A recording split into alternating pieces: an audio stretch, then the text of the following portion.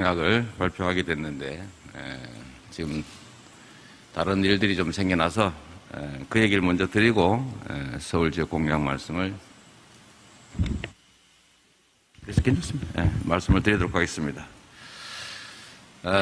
대장동 개발과 관련해서 참 여러 가지 얘기들이 있습니다. 제가 한마디로 말씀을 드리면 노벨이 9.11 테러를 설계했다, 이런 황당한 소리가 국민의힘에서 나오고 있습니다. 일부 보수 언론들 역시도 똑같은 주장을 하고 있습니다.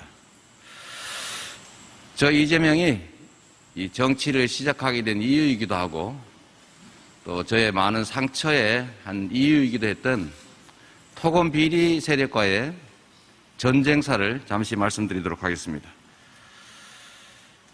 노벨이 화약 발명 설계를 했다고 해서 알카에다의 9.11 테러를 설계한 것이 될 수는 없습니다. 도둑이 경비원 보고 왜 도둑을 완벽하게 못 막았느냐라고 비난하는 것은 바로 적반하장에 해당이 됩니다. 국민의힘과 일부 보수 언론이 대장동 개발 사업 공익 환수를 복잡하게 막 일부러 만들어가지고 국민이 알기 어려운 괴물로 만들고 있습니다. 성남시가 허가권을 담보로 돈 한 푼 들이지 않고 5,503억 원의 개발 이익을 환수했습니다. 그 내용도 일부 언론들이 계속 일부러 누락하면서 성남시 환수 금액을 줄이고 있는데, 환수 내역을 정확하게 말씀드리면 2,700억 원에 해당되는 성남시 본시가지 10km 떨어져 있습니다. 이 지역으로부터. 본시가지의 공원 조성 비용 2,700억, 그리고 더하기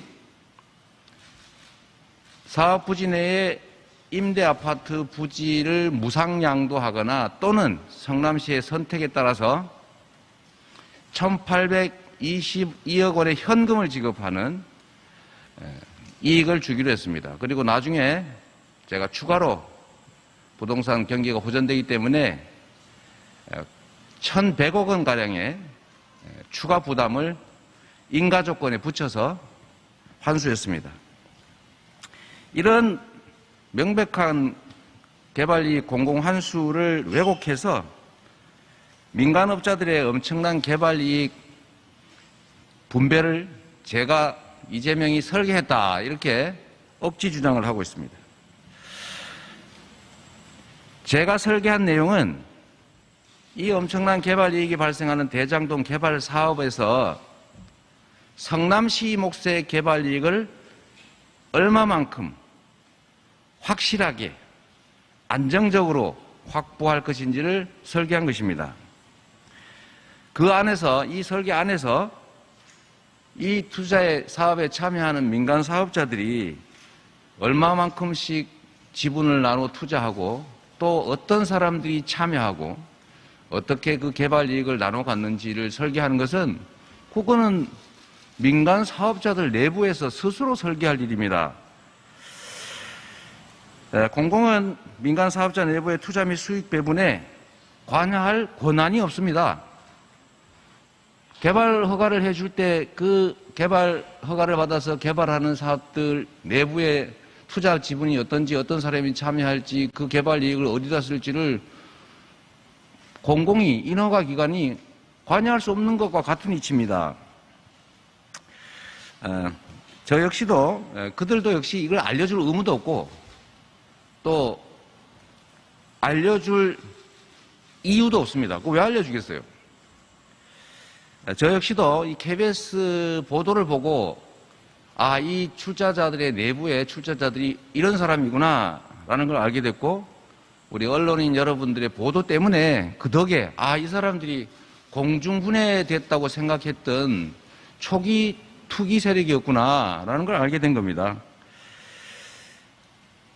그리고 성남시장 이재명의 설계는 민간이 개발 이익을 독식하지 못하게 성남시가 안전하게 확실하게 수익을 확보하도록 성남시 도시개발과 그리고 성남도시공사 직원들, 임직원들을 모아서 합동회의로 지시한 게 저의 설계 내용입니다.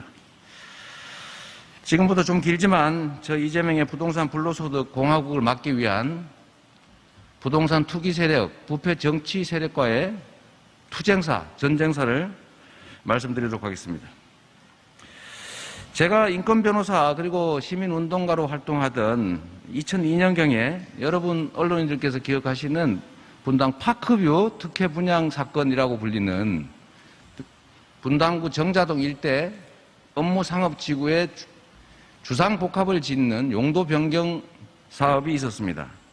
제가 시민단체 대표로서 당시에 이 부당한 불로소득 부동산 투기, 토건 투기 세력의 이 부당한 행동을 저지하는 반대 운동을 했습니다.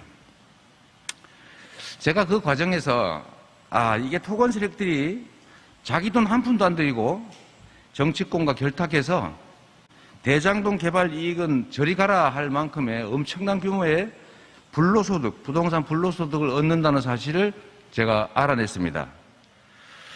정치권과 이익을 나누는, 그리고 정치권과 결탁해서 돈 한 푼 없이 개발하는 이런 방식을 보통 우리는 좋게 말해서 부동산 프로젝트 파이낸싱이라고 하더군요. 당시에 제가 개발 저지 운동을 했더니 그 이권 규모가 워낙 크니까 저한테 이재명 변호사 당신 손만 떼고 관여하지 않는 조건으로 20억 원에 상당한 이익을 주겠다는 제안도 있었습니다. 마귀의 유혹이죠. 제가 그걸 거절했더니 그 다음에는 저를 가해하겠다고 위협을 해서 제가 경찰서에 그 수정경찰서에 총기 소지 허가를 받아가지고 제가 뒷주머니에 6연발 가스총을 소지하고 몇 년 동안 법정을 다니기도 했습니다. 심지어 초등학교 다니던 제 아이들을 어떻게 하겠다고 위협을 해서 저희 온 가족이 노심초사하기도 했습니다. 그리고 그때 저희 사무실 앞에서 이재명은 부모를 버린 폐륜하다, 부모를 때리고 욕하는 나쁜 사람이다, 재판하면 맨날 진다, 이런 유인물 뿌리고 집회하고 그걸 또 신문에 실어서 그걸 복사해가 수십만 장을 뿌리는 이런 음해도 제가 겪었습니다.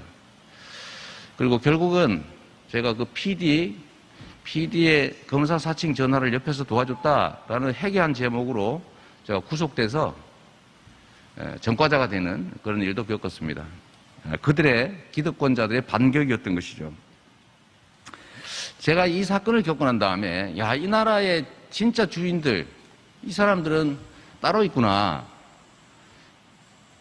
돈을 버는 정말 획기적인 방법이 바로 이 부동산 불로소득이고 토건 투기구나라는 걸 알게 돼서 이걸 연구하려고 제가 일부러 대학원에 진학을 했습니다.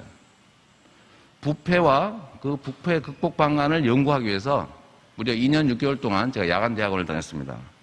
그래서 이 부패의 그 실상을 연구했고 제가 그 결과로 지방정부의 부정부패 극복 방안 연구라는 논문을 쓰기도 했는데, 참고로 제가 이 논문을 쓸 때 기존 논문들의 내용을 인용을 하면서 인용 표시를 제대로 안 해가지고 표절이다 그러길래 제가 깔끔하게 인정하고 그냥 반납했습니다. 그렇죠. 저는 2010년에 시장이 당선이 됐는데 그 당선 직후부터 이 인허가권을 활용해가지고 성남시의 재정을 확보하는 방법을 구체적으로 설계했습니다. 제가 2011년 성남시장 취임 1주년 기자회견에서 이거 아마 보도자료로 남아있을 겁니다.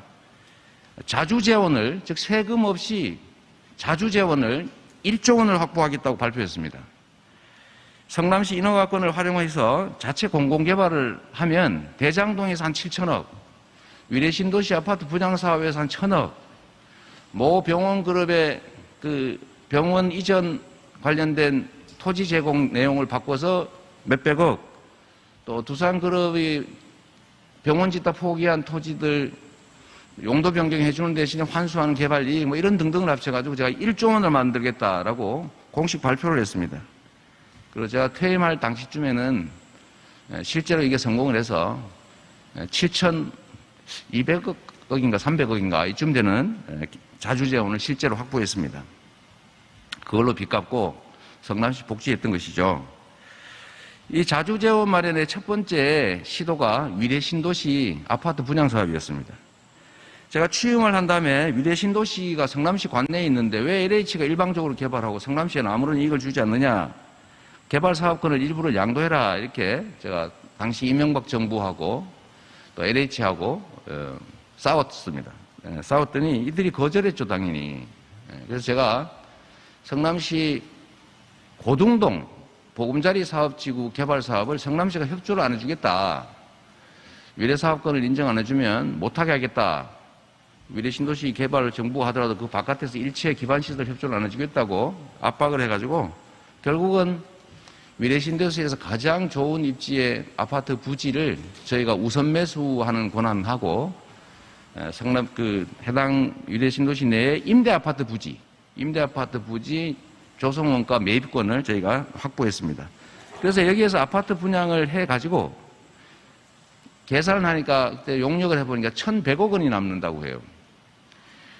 그리고 이 돈으로 임대 아파트 부지를 사서 본시가지 재개발 사업에 필요한 임시 이주단지를 만들어서 중단된 본시가지 재개발을 하겠다라는 게 저의 계획이었습니다. 인허가권 행사로 생기는 개발 이익을 공공이 환수해서 성남시 자주재원을 만들겠다. 이게 저의 1번 설계입니다. 1번 설계. 뭘 내가 해먹겠다. 민간이 해먹도록 도와주겠다가 아니고 그런 설계가 아니고 공공환수 계획을 세운 것이죠. 성남시 의회가 그런데 이 위례신도시의 아파트 분양해서 사업을 한다고 하니까 적자난다. 그 민간이 해야지 왜 공공이 하느냐. 그 민간이 그 사업에서 돈 버는 거지 공공이 그 사업권을 뺏으면 되느냐라고 반대를 해가지고 지방채 발행 부결하고 사업 자체를 부결해서 결국은 또 못했습니다. 그래서 제가 차선책으로 제가 공부한 대로 경험한 대로 위례신도시 토지 아파트 부지 분양 매입권을 우리가 가지고 있으니까 우리는 이 매입권을 LH가 인정해주고 우리가 법인을 만들어서 개발 사업을 해서 우리가 개발 이익을 취득할 테니까 분양 수익을 취득할 테니까 인정해주라고 요구를 해서 그래서 당시에 SPC를 만들어서 민간 합작 사업을 처음으로 시작했습니다. 그런데 재밌는 거는 저는 개발 이익이 그들이 계산하기로는 800억 정도라고 줄이던데 그래도 우리는 돈도 안 들고 투자만 2억 5천만 원 하면 절반인 400억 정도를 확보할 수 있다고 해서 우리는 지분 5%를 투자하고 대신에 분양 수익의 절반 50%를 성남시가 성남도시공사 취득하는 것으로 협약을 맺고 개발 사업을 했는데 시간이 지나더니 분양 이익이 800억이 아니고 400억입니다. 더 줄었습니다. 300억입니다. 이렇게 계속 줄어들더니 결국 마지막에는 저희는 150억밖에 못 받았어요. 그래서 제가 이게 비용을 부풀리는다. 그래서 개발 이익을 낮추는구나. 이런 거를 제가 의심을 했고 그래서 앞으로는 민간 합작 사업을 혹시 하게 되더라도 비율로 절대로 정하지 않는다. 확정된 이익을 성남시가 환수하기로 제가 그때 작정을 했습니다. 근데 성남시가 경기 성남도시공사 150억 취득한 거 어디 갔는지 모르겠다 이런 얘기가 있던데 그거 본시가지에 저희가 청소년회관 그리고 육아지원센터 짓는 데 썼습니다.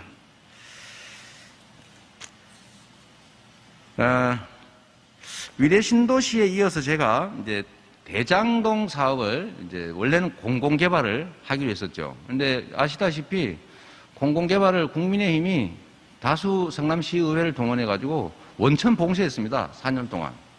그래서 제가 또 생각해낸 것이 민간 공동개발을 해서 성남시가 일정 수익을 확보한다. 성남시가 돈이 없으니 또 국민의힘의 반대로 사업 자금을 마련할 수가 없으니까 민간 자금을 동원하자 이렇게 결정을 했습니다. 그때 당시에 제가 설계한 내용이 이런 겁니다. 첫째는 개발 이익 환수는 비율이 아니라 금액으로 정한다. 두 번째로 금액은 사전에 정하지 나중에 정산하는 방식으로 하지 않는다. 그렇게 하면은 자꾸 로비하고 비용 부풀리고 부정부패가 발생하니까요. 사업이 적자가 나든 흑자가 나든 관계없이 무조건 받는다. 이게 첫 번째 원칙이었고, 두 번째는 이 먹튀 방지를 해야 됩니다. 먹튀. 그런데 공공기관이 인허가를 조건으로 뭔가 부당하게 이익을 취하면 무효라고 하는 법원의 판례가 있기 때문에 제가 이걸 부당결부 금지 원칙이라고 합니다. 인허가 해줄 테니까 뭐 많이 내놔라 이렇게 소위 말하면 갑질을 못하게 막아놓은 조항이 있어요. 그래서 이거를 제가 이용해서 이들이 나중에 이거 부당결부 금지 조항 위반입니다라고 소송하고 뭐 이렇게 또 개발이익 안 주고 그냥 파산하고 도망가고 이럴 거를 우려해서 제가 이걸 금지하는 방안을 제가 설계했습니다. 이게 뭐냐면 이 성남시와의 합의에 대해서는 개발이익 얼마 주기로 한 거에 대해서는 소송할 수 없다라는 부재소 합의를 반드시 넣어라. 두 번째, 이 합의도 무효라고 주장할 수가 있으니까 아예 재소전 화해, 확정 판결로 재소전 화해로 성남시 개발이익을 확정해 놓아라. 그걸 지시했고요. 세 번째는 이거 자금 사정이 불확실한 데 해놓으면 자꾸 문제 발생하고 사업 지연되고 하니까 반드시 공인된 금융기관이 참여하게 해야 된다. 그들이 책임지게 해야 된다. 네 번째는 반드시 공개 경쟁을 시켜가지고 협잡을 못하게 공무원이나 이런 분들이 협잡할 가능성이 있기 때문에 로비해서 부정이 발생할 수가 있기 때문에 반드시 장기간의 경쟁을 거쳐서 공개 경쟁을 거쳐서 그중에서 가장 성남시의 이익을 확실하게 안전하게 최고로 보장하는 것을 선정해라. 그 다음에 마음대로 민간 사업자들이 SPC에서 의결권 가지고 장난하지 못하게 반드시 과반수 의결권을 성남도시공사가 가져라. 이렇게 제가 설계해서 지시한 겁니다. 이걸 토대로 해서 약 한두 달 가까이 장기간에 공고를 했어요. 야, 이런 사업을 하고 성남시에는 1번 본시가지에 공원을 당신들의 돈으로 먼저 만들어야 된다. 두 번째, 임대아파트 부지를 제공해야 된다. 많이 주면 많이 줄수록 유리하다. 세 번째, 땅값이 내려서 이게 부동산 경기가 나빠질 경우에는 땅값이 떨어지면 성남시의 손실이 이익이 축소될 수 있기 때문에 성남시는 땅을 받든지 현금을 받든지 선택권을 가진다. 그리고 땅값이 떨어질 경우에는 무조건 확정된 금액을 현금으로 지급한다. 이렇게 공고를 했고 그중에서 가장 확실하게 고액의 성남시 이익을 보장한 하나은행이 선정된 겁니다. 그래서 결국은 성남시는 2,500억 정도가 드는 일공당 공원화를 하는 걸 기본으로 하고 거기에 더해서 임대주택 용지를 땅을 무상으로 주거나 또는 선택에 따라서 1,822억 원 현금을 우선 배당할 권한을 갖는 것으로 이렇게 확정이 된 거죠. 근데 일부에서 뭐 이런 얘기가 있던데 제가 참 황당했습니다. 왜 그 나중에 협상할 때 그 토지 초과이익, 그러니까 뭐 예를 들면 뭐 땅값이 올랐을 경우 그 수익을 확보하지 않았냐. 그게 이미 이미 공개된 공모지침서에 성남시 이익을 고정이익으로 하고 땅값이 떨어질 경우에도 1,822억을 준다.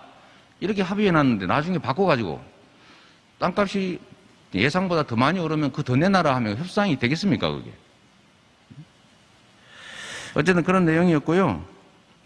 여기다 더해서 당시에는 부동산 경기가 최악이었는데 2017년쯤 되니까 부동산 경기가 다시 살아나는 기미가 보여서 이게 개발 사업자들 이익이 좀 늘어나는 것 같다. 그래서 제가 약 최하 1,000억 원 정도의 추가 부담을 인가 조건에 넣어라. 이렇게 해서 결국은 금액은 추상 금액인데 920억 원 정도라고 하는 사업부지 외의 터널, 또 사업부지 외의 배수지, 사업부지 외의 고속도로 인입로, 확장공사 이런 것들을 제가 추가 부담시켰습니다. 이래서 총 5,503억 원으로 해당 계산되는 개발 이익을 저희가 환수한 것이죠. 저는 제가 평생 가진 직업상의 변호사 직업상의 지식, 또 제가 시민운동을 하면서 보게 된 그 부동산 투기 토금 비리의 실상, 제가 대학원에서 연구한 부정부패 극복에 관한 방안, 그리고 위례 신도시의 비율로 정한 사업협약의 문제점, 이런 것들을 다 감안해서 어떤 경우에도 개발 사업자들이 개발 이익을 성남시에 주지 않을 수 없도록 제가 설계했던 겁니다.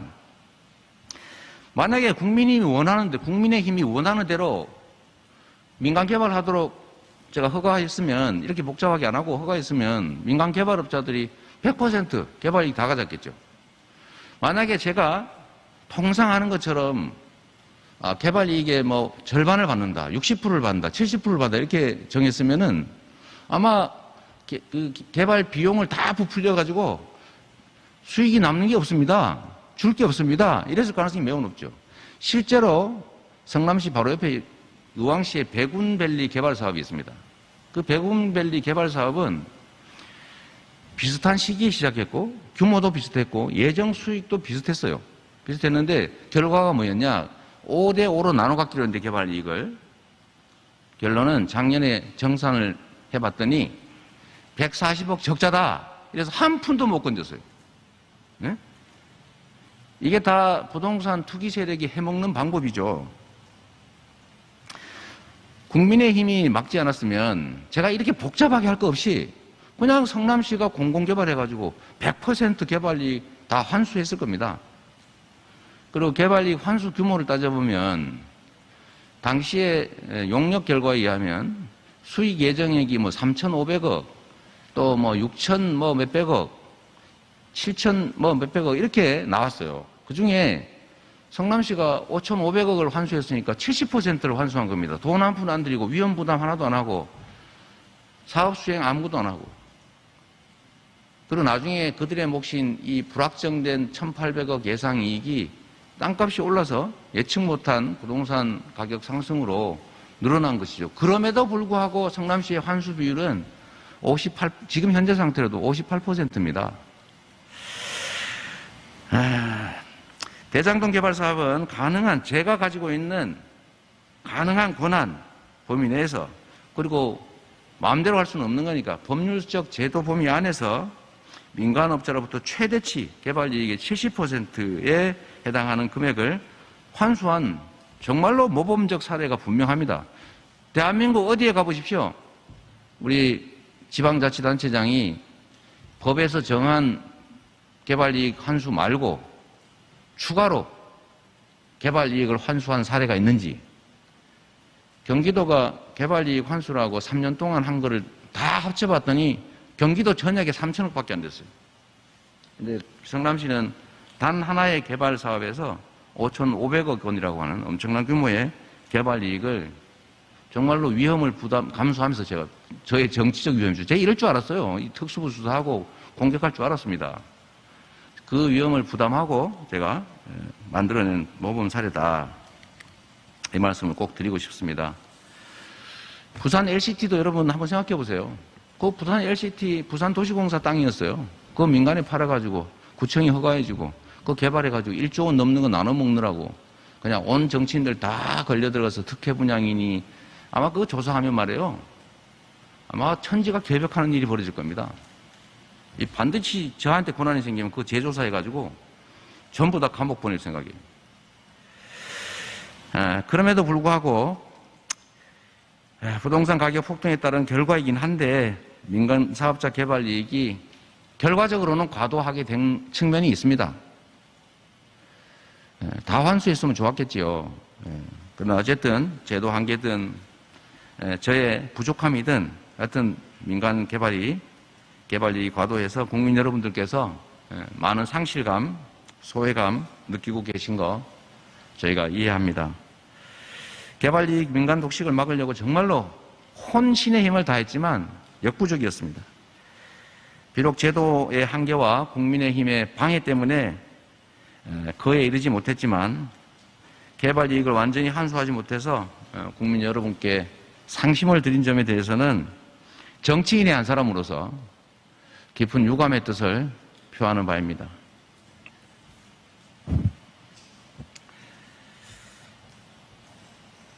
국민께서 더 이상 불로소득과 토금 비리, 정치 부패로 분노하시고 또 상실감 느끼시지 않도록 부동산 공화국 탈피 그리고 불로소득 근절이라는 근본 개혁을 반드시 실행함으로써 이 유감의 뜻에 대해서 책임을 지도록 하겠습니다. 거대 기득권과 집권 세력에 포위된 야당 소속 성남시장이란 작은 권한으로부터 민간업자가 독식할 뻔한 이 개발 이익을 최소한 절반 이상 환수하는 성과를 냈습니다. 제가 대통령이 되면 개발 이익 국민 환수제 철저하게 도입해가지고 국가 권력 행사에 따른 불로소득을 반드시 다 환수해서 우리 전 국민들께 돌려드리도록 하겠습니다. 부패 정치와 토금 비리 연합에 맞서 싸워서 국민의 이익을 지켜온 저 이재명이 이재명 정부의 최우선 현안 과제로 부동산 불로소득 철저 환수, 부동산 투기 원천 봉쇄 반드시 이행하도록 하겠습니다. 안타깝게도 화천대유 뇌물수수 사건에 전 성남시 공공기관 본부장이 연루돼서 구속됐습니다. 3,000여 성남시 공무원과 또 1,500여 명의 산하기관 소속 임직원에 대한 관리 책임은 당시 성남시장이든 제게 있는 것이 맞습니다. 비록 퇴직한 후에 뇌물을 약속하고 수수했다는 얘기가 있는데 그럼에도 불구하고 과거 제가 지휘하던 직원이 또 제가 소관하고 있는 사무에 대해서 이런 불미한 일에 연루된 점에 대해서는 매우 안타깝게 생각합니다.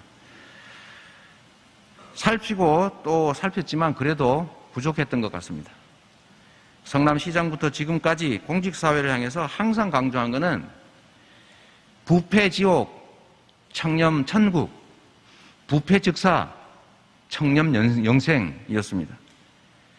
원래 조회, 간부회의 등에서 줄곧 제가 이렇게 얘기했습니다. 돈이 마귀다. 그런데 이 마귀가 천사의 얼굴을 하고 나타난다. 처음에는 조금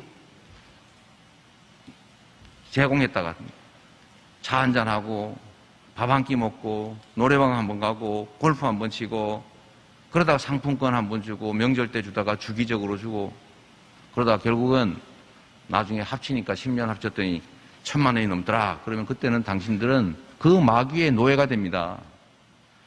그리고 검찰이 무섭습니다.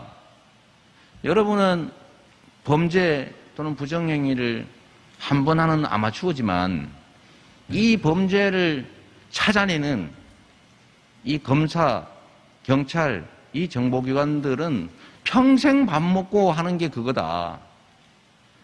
완벽한 국가의 보호와 지원을 받는 전문 프로 집단이다. 이 집단을 속일 생각을 하지 마라. 속일 일이 있으면 속이려고 하지 말고 아예 하지 마라. 제가 수없이 강조한 겁니다. 천사의 얼굴을 하고 나타난 이 마귀의 손을 잡는 순간 바로 지옥문이 열린다. 제가 이걸 수없이 얘기해서 경계했습니다. 심지어 제가 화장실에까지 다 붙여놨습니다. 큰일 난다. 부패지옥, 청렴천국. 참 얼마나 유치한 일입니까? 그렇게 정말로 최선을 다했습니다.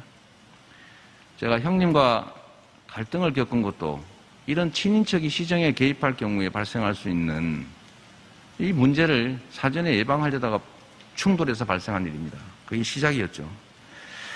특히 대형 개발 프로젝트, 인허가와 관련된 그 마귀의 공작은 정말로 심합니다. 저한테도 아까 말씀드렸잖아요. 파크뷰, 제가 반대 운동하니까 그냥 다른 거 필요 없고 도와줄 필요도 없고 그냥 본인만 가만히 있으면 다른 사람은 반대 운동 계속해도 좋으니까 이재명 변호사 당신만 가만히 있기만 하면 내가 20억짜리 지방 신문사 하나 만들어서 나한테 주겠다고. 그렇게 유혹하는 게 이게 마귀들입니다.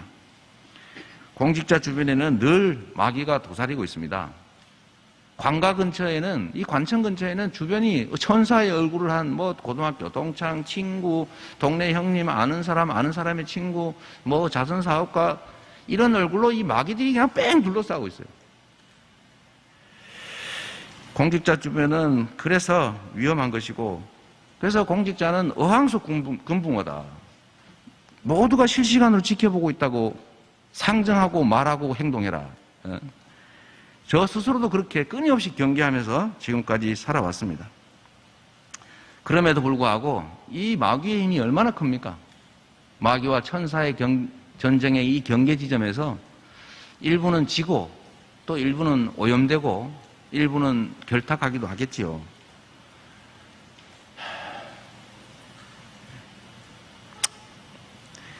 신속하고 엄정한 수사로 명명백백하게 진실을 밝히고 그의 잘못이 있으면 그에 상응하는 책임을 가릴 것 없이 정말로 지휘고와 막론하고 엄정하게 물어주실 것을 요청드립니다.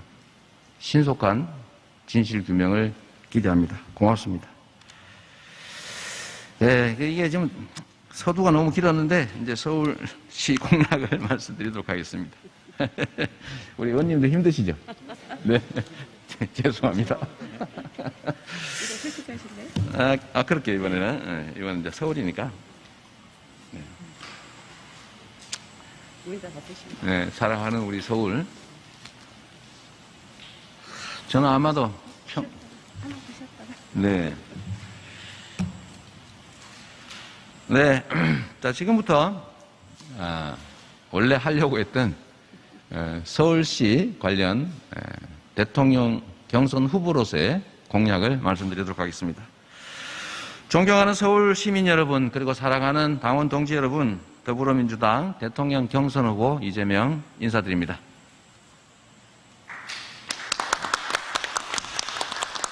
대한민국의 수도 서울에는 삼국시대와 조선시대의 역사 문화가 살아 숨쉬고 있습니다.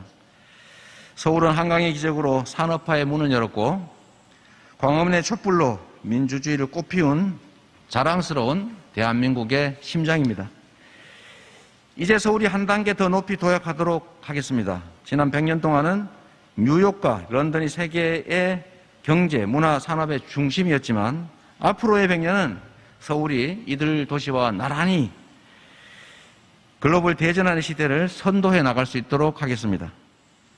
저 이재명은 서울을 세계에서 가장 경제적 역동성이 넘치고 문화적 다양성과 창조성이 융합되고 쾌적한 생활 환경을 갖춘 곳으로 발돋움시키도록 하겠습니다.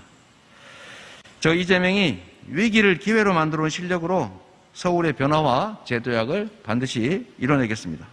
대전환의 시대, 글로벌 경제 문화를 선도하는 서울을 위한 이재명의 5대 공약을 말씀드리도록 하겠습니다. 첫째, 서울을 세계적 경제 수도이자 금융, R&D, 창업의 글로벌 허브로 만들어 가겠습니다.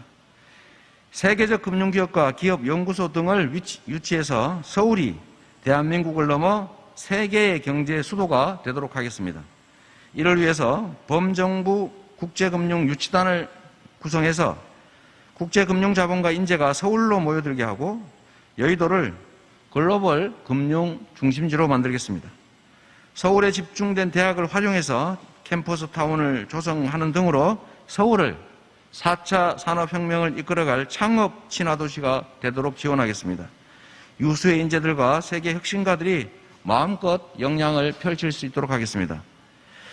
국회가 세종으로 이전하면 국회의사당 부지를 청년 과학 창업 클러스터로 조성하는 방안도 검토하겠습니다.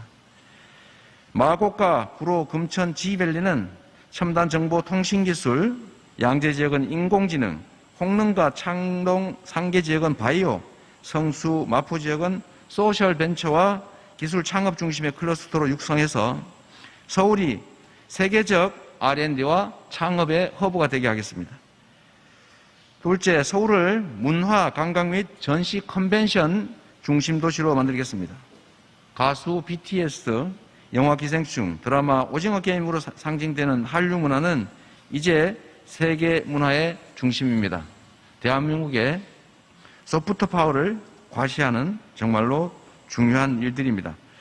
한류 문화를 더욱 도약시키기 위해서 상암 DMC에 VR, AR 센터 건립 등을 지원해서 방송문화 콘텐츠 산업을 발전시키도록 하겠습니다.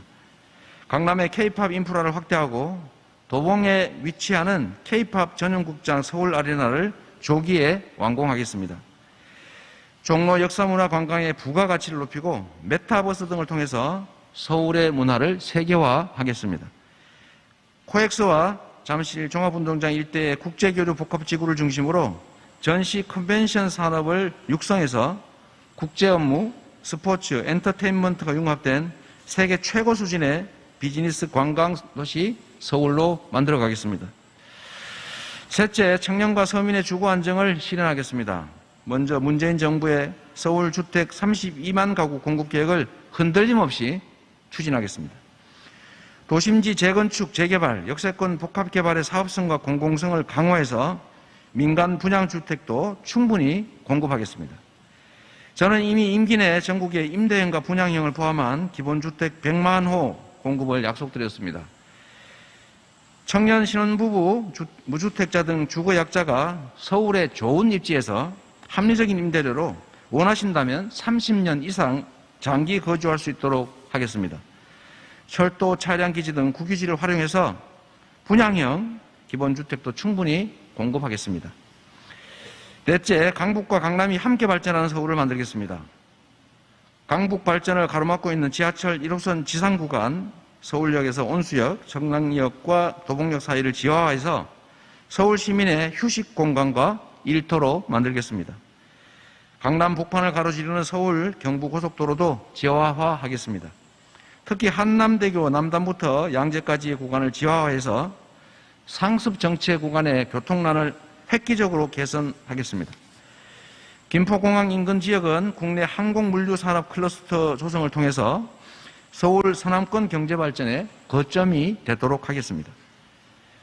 다섯째, 탄소 중립 생태도시 서울을 만들겠습니다. 전 지구적 위기 속에서 기후위기에 대응하는 탄소 중립은 이제 생존의 문제가 됐습니다. 도시형 재생에너지 생산과 AI 등 첨단 기술을 활용한 에너지 효율화를 통해서 서울을 일과 생활이 조화를 이루는 지속 가능한 도시 모델로 만들어야 합니다. 용산국가공원은 뉴욕의 센트럴파크에 버금가는 자연 속 휴식과 문화의 공간으로 조성하겠습니다. 공공 분야부터 민간 영역까지 서울에 제로 에너지 건물이 들어서도록 지원하겠습니다. 또 전기, 수소차 확대를 위해서 전기와 수소 충전 인프라도 확충하겠습니다. 버스, 택시 등 대중교통수단을 전기, 수소차로 다 바꾸고 자전거 등 1인용 모빌리티 인프라가 확충되도록 지원하겠습니다. 배달 이륜차는 2030년까지 전기 이륜차로 전면 전환하겠습니다. 존경하는 서울 시민 여러분, 70년 전 서울을 상기해 보십시오. 당시 서울은 그야말로 전쟁의 폐허에 지나지 않았습니다. 그러나 그로부터 채 한 세기도 흐르지 않은 지금 우리의 서울은 뉴욕, 런던, 파리, 도쿄와 함께 세계가 주목하는 국제도시로 발전했습니다. 앞으로의 서울은 그래서 더욱 기대됩니다. 누군가의 미래는 현재라는 거울에 비친 그의 과거입니다. 저는 그동안 지킬 수 있는 것만 약속했고 약속은 반드시 지켰습니다. 오늘 여러분께 드린 약속도 95%가 넘는 공약 이행률이 말해주듯이 오직 성과와 능력을 증명해온 저 이재명만이 반드시 실천할 수 있다고 장담합니다. 주권자께서 위임한 권한을 오직 주권자를 위해서 사용하는 사람, 지키기 위해서 약속하고 한 약속은 반드시 지키는 사람, 길이 없으면 길을 만들어내는 사람, 일을 맡기면 제대로 행하는 사람, 정말로 서울 시민의 삶이 달라진다는 것을 저 이재명이 반드시 눈으로 보여드리겠습니다. 글로벌 경제 문화 수도로 도약하는 서울, 모든 시민이 더불어 행복을 느끼는 서울, 그리고 시민 여러분께서 꿈꾸는 서울을 현실로 만들어서 보답하겠습니다. 글로벌 경제 문화 수도 서울 이재명이 반드시 해내겠습니다. 고맙습니다.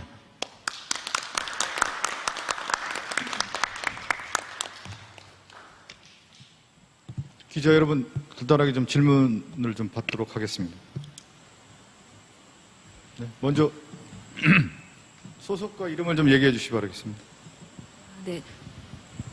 연합뉴스의 정수현 기자라고 하는데요. 네. 아까 지사님께서 개발 이익을 완전히 환수하지 못한 거에 대해서 유감의 뜻을 표한다고 하셨는데 네. 지금 유동규 본부장도 구속이 됐고 대장동 개발 관련해 여러 특혜 의혹이 나오는데 혹시 그 점에 대해서는 좀 사과하실 의향이 있으신지 궁금합니다.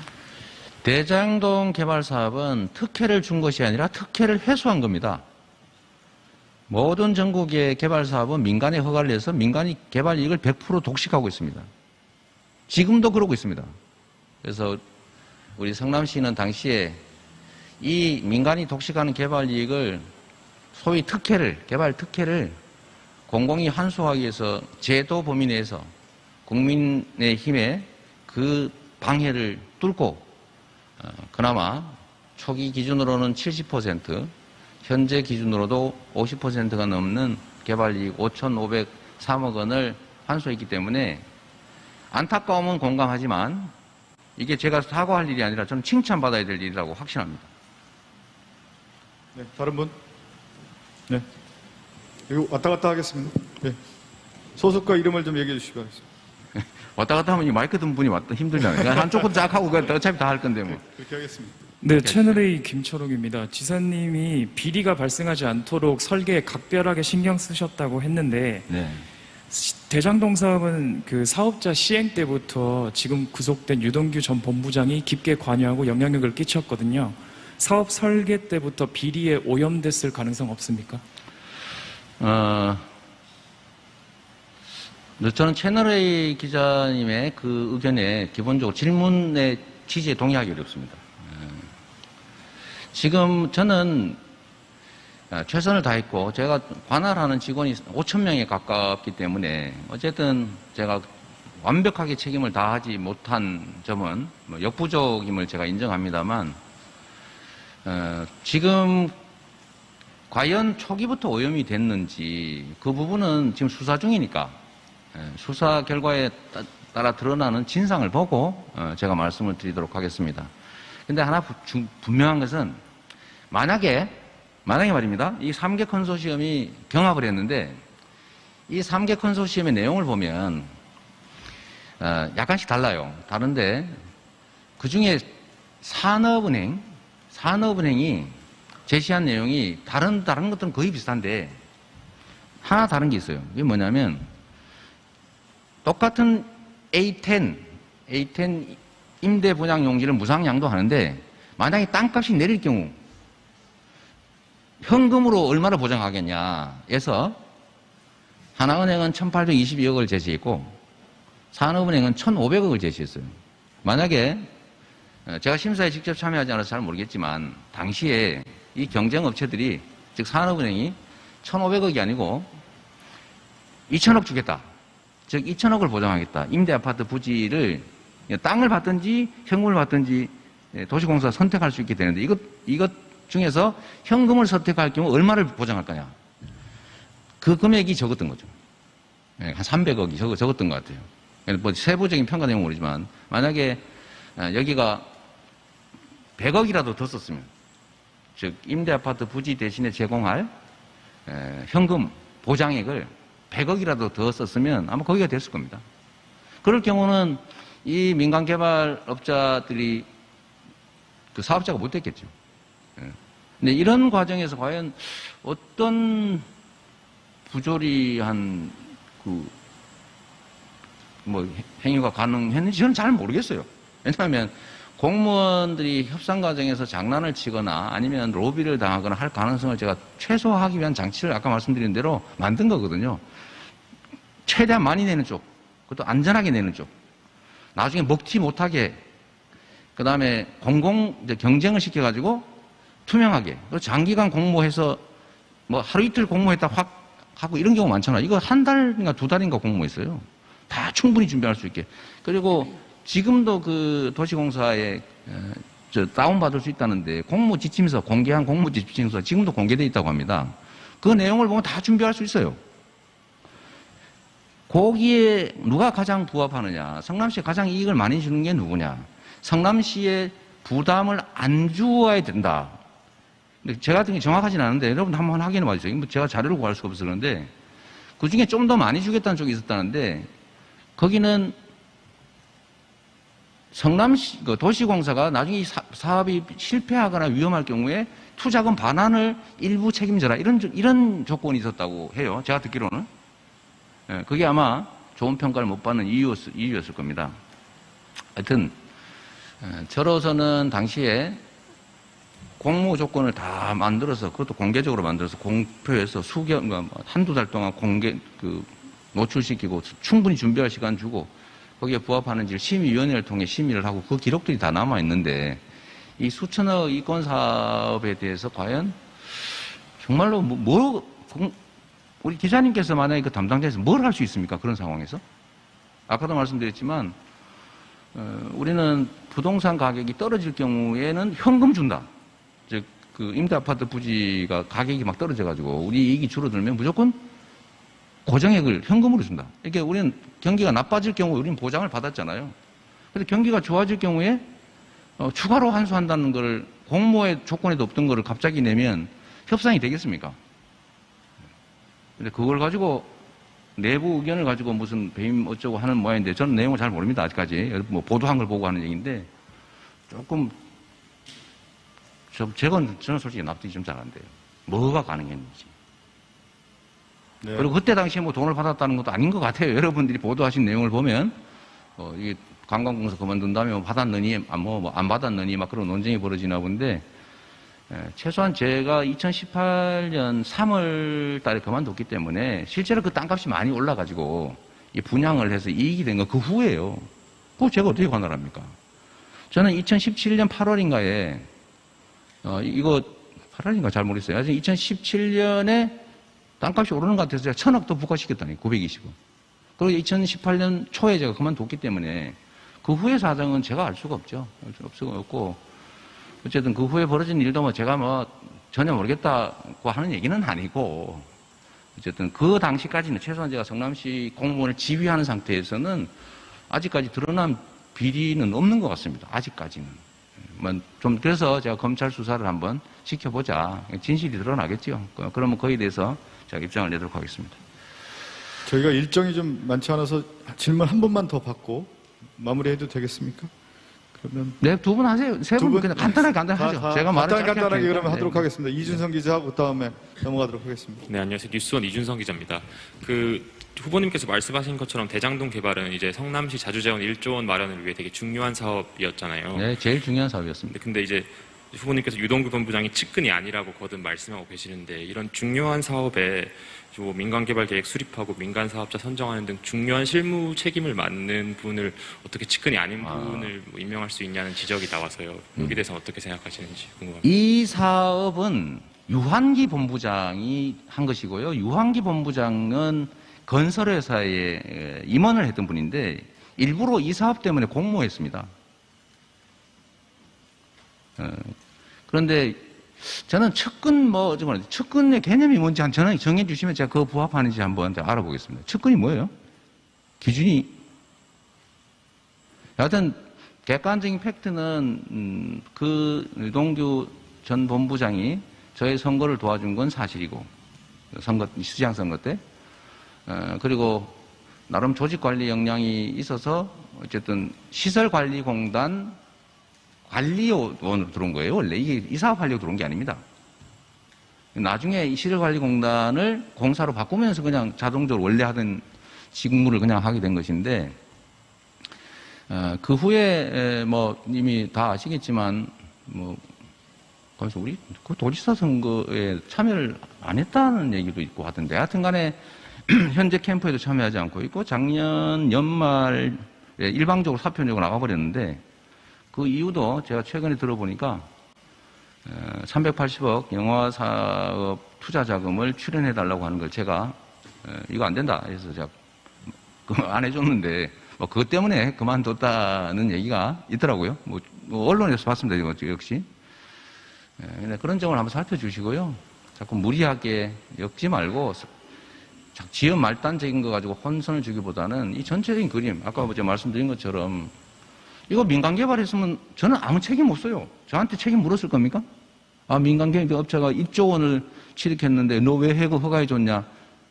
그 사람들이 이 사업해가지고 어디 뇌물 줬다는데 네가 책임져라 이런 얘기 했겠어요? 저는 그래도 그 중에 5,500억을 성남시 몫으로 환수했고 제가 설계한 내용은 성남시가 얼마나 어떻게 안전하게 확실하게 고정 금액을 확보하느냐만 관심이 있었죠. 그걸 제가 설계한 겁니다. 저는 우리 국민들께서 이런 점들을 충분히 이해하실 거라고 생각해요. 일부 언론에서 뭐 이상한 거 써가지고 막 정신없게 만들어가지고 국민들을 정말로 선동에 놀아나는 그런 존재를 알고 장난을 하지만 국민들이 요즘 바보가 아니지 않습니까? 얼마나 정치인 웬만한 평론가 이 사람들보다 훨씬 수준이 높아요. 다 본질을 들여다봅니다. 네. 네. 네, 저 연합뉴스TV 최독재 기자인데요. 일단 어제 압도적 승리하신 거 축하드리고 그 불로소득 부동산 투기 개발 이익을 전부 완전 환수하겠다고 하셨거든요. 그러면서 네. 아까 만약 나에게 권한이 부여가 되면 LCT 조사에서 다 감옥 보내겠다고 하셨는데 네. 이런 것들도 나중에 이제 개발이 환수 차원 뭐 이런 걸 하겠다는 의지의 연장선이라고 보면 되는지 여쭤봅니다. 이미 현재 어떤 분들이 자꾸 뭐 개발 이익을 옛날에 발생한 걸 부당이익을 환수하겠다 이런 말씀하시는 분 계시던데 여기가 왕국이 아니지 않습니까? 입헌국가예요. 입헌국가. 법치국가입니다. 그래서 이미 현행 법률에 의해서 귀속된 걸 환수할 길은 없죠. 다만 그게 범죄에 연루됐다면 범죄 수익 환수 제도로 환수할 수 있을 텐데 그건 제 소관이 아니고 앞으로는 아예 이런 여지가 없게 만들어야 된다는 거죠. 예를 들면 저는 부동산 개발청, 주택청 이런 거 아예 만들어서 이 개발 사업들은 당연히 공공개발로 가고 별로 남는 게 없거나 민간이 개인 토지 가지고 집 다지시고 이런 거에 민간이 맡겨야죠. 그런데 무슨 공적 권한을 행사해서 생기는 즉 용도를 변경하거나 그린벨트를 해제하거나 아니면 대형 그 기반 시설을 확보하거나 이래서 생기는 주변의 그 집가 상승, 개발 불로소득은 기본적으로 환수하는 공적 제도를 만든다는 뜻이고요. 그게 어렵겠습니까? 저항해서 그렇지 당연히 해야 될 일이죠. 그리고 거기서 제가 보기에는 우리나라가 부동산 불로소득이 연간 400조 정도에 육박하는데 그 중에 일부라도 환수하면 저는 우리 국민들의 복지도 개선하고 또 사회 안전망도 만들고 제가 추진하는 기본소득 재원으로도 쓰고 그렇게 충분히 할 수 있을 거다 생각하고요. LCT나 이런 문제는 사실 저는 LCT 조사 수사가 왜 이렇게 잘 안 되는지 정말 이해가 안 됩니다. 마음만 먹으면 얼마든지 그 자금 흐름 추적하고 또 인허가 과정뿐만이 아니라 그 용도 이런 거 다 체크하고 하면 지금은 얼마든지 청산하는 하나의 과정으로 모범적인 케이스를 만들 수 있다고 생각하고요. 이거 말고도 많습니다. 그러니까 여러분들께서는 유일하게 개발 이익을 차지간에 새로운 기법을 동원해서 일부라도 환수한 저에 대해서 이게 좀 확산되도록 해주고 가능하면 전부 공공개발로 100% 환수되는 거를 지원해 주시는 것이 좋지 않겠냐. 결국 저 같은 사람 보고 나중에 심각한 문제 생길 테니까 아예 손 떼고 복지부동하고 그냥 누리고 이런 허가 그냥 민간에 해줘 버리고 또 민간도 그 허가해 주는 거 아무나 해줘도 되잖아요. 이준성 기자님이 한 팀 만들어 가지고 하면은 거기다 체크 표시해서 허가하면 그만이지. 뭐 잘못이에요 그게? 예? 잘못이 아니잖아요. 그러니까 이런 새로운 제도를 좀 만들어서 다시는 토지 때문에 불로소득 때문에 고통받고 억울한 심정 들고 이렇게 하지 않겠다. 정말로 자신 있습니다. 뭐 이렇겠어요. 맘만 먹으면 하지. 단 이 토건 투기 세력과 부패 정치 세력의 저항을 이겨내야 됩니다. 그리고 반격 각오해야죠. 상처 입을 각오해야 됩니다. 저는 그 상처 입을 각오하고 지금까지 왔고 앞으로도 그렇게 계속 가겠다는 말씀드립니다. 네. 마지막으로 한 분만 더 하도록 하겠습니다. 네, 저 뉴스토마토의 최병호 기자라고 합니다. 후보님 어제 국민의힘에서도 후보 이 대장동 의혹으로 인해서 민주당에서 내용이 있을 거라 그런 얘기를 했었고 여권 일부에서도 사퇴 또는 뭐 사과해야 된다는 이런 얘기들이 있었는데요. 나중에 이런 뭐 수사 결과 보고 말씀하셨다고 했지만 수사 결과가 밝혀진 이후에 뭐 유동규 전 사장이라든지 뭐 지금 언론은 뭐 정진상 실장 이야기도 나오고 있는데 그런 쪽으로 연관이 되었다는 것이 좀 드러나면 어떻게 좀 책임을 지실 건지 궁금합니다. 그 관련 없는 사람 추측으로 말씀하시면 안 되고요. 관련이 있는지 없는지는 저도 뭐 신이 아니라서 모르고 진실이야 하늘과 땅과 당사자만 알겠죠. 그러나 제 생각으로는 여전히 진짜일까 이런 의구심을 가지고 있고 또 한 가지는 휘하 직원의 개인적 일탈이나 이런 것에 대해서 사퇴를 하면 대한민국 모든 공직자 다 사퇴해야 됩니다. 그러면 뭐 한 전 직원이 그 뇌물 받고 부정행위하면 대통령이 사퇴합니까? 도지사가 관할하고 있는 어디 저쪽 공공기관에 누군가가 부정행위하면 사퇴합니까? 도지사가 직접 지휘하는 그 2, 3만 명에 이르는 그 직원 중에 한 명이 부정행위, 경기도에도 있습니다. 저희가 감사로 많이 밝혀내기도 했는데 그 부정행위하면 제가 관리 잘못했으니까 사퇴해야 된다. 그건 좀 지나치다는 생각이 들고요. 상식과 좀 원칙에 따라서 좀 얘기하시면 좋겠다. 그런 생각이 듭니다. 제가 뭘 잘못했으면 당연히 책임을 져야죠. 관리 책임을 도덕적으로 지겠다는 것이지. 그거에 대해서 제가 무슨, 내가 여기까지 하겠습니다. 네. 이상으로 기자간담회를 마치도록